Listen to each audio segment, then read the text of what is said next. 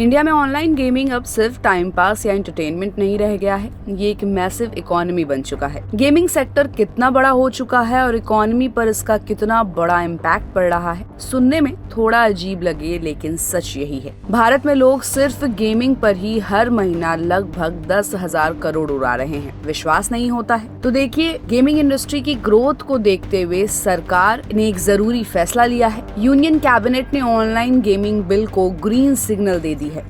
इस बिल का मकसद बेटिंग और गैम्बलिंग एप्स पर ब्रेक लगाना है। अब illegal real money gaming punishable होगी। बैंक और एडवर्टाइजर्स इन एप्स को सपोर्ट नहीं कर पाएंगे। सरकार का कहना है कि स्किल बेस्ड गेमिंग और ई स्पोर्ट्स को बढ़ावा मिलेगा, लेकिन बेटिंग की दुनिया पर कड़ा कंट्रोल होगा। ये कदम यंगस्टर्स को एडिक्शन और फाइनेंशियल लॉस से बचाने की दिशा में बड़ा डिसीजन माना जा रहा है। आपको बता दें कि chief economic adviser CEA Shri Anant Nageswaran ने हाल ही में कहा कि UPI के जरिए डिजिटल गेम्स पर 10,000 करोड़ रुपए प्रति महीने खर्च हो रहे हैं, जो कि लगभग 1.2 ट्रिलियन के बराबर है। NPCI यानी कि national payments corporation of India ने UPI भुगतान के आंकड़े जारी किए और पता चला कि अप्रैल-जुलाई 2025 के 4 महीनों में डिजिटल गेम्स पर UPI से टोटल 40,992 करोड़ रुपए खर्च हुए, जो कि फार्मेसी में होने वाले खर्च के लगभग बराबर है। और ध्यान देने वाली बात यह है कि सिर्फ UPI के जरिए हुआ खर्च है।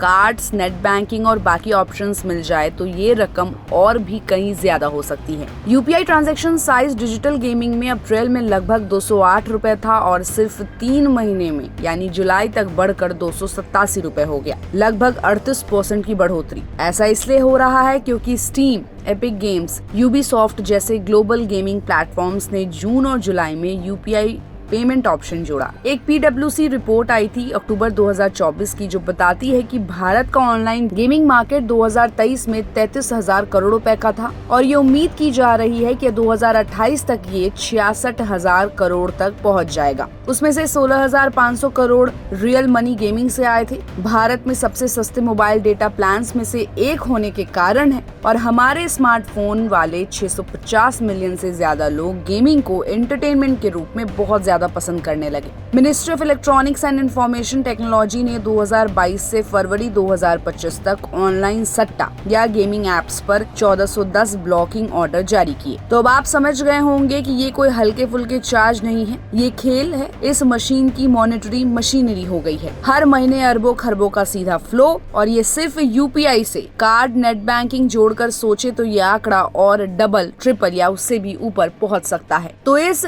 बढ़ते हुए गेमिंग इंडस्ट्री की ग्रोथ पर और सरकार ने जो लगाम लगाने के लिए बिल लाया है, उस पर आपकी क्या राय है, कमेंट बॉक्स में बताएं। और ऐसी अपडेट्स के लिए keep watching and subscribe good returns.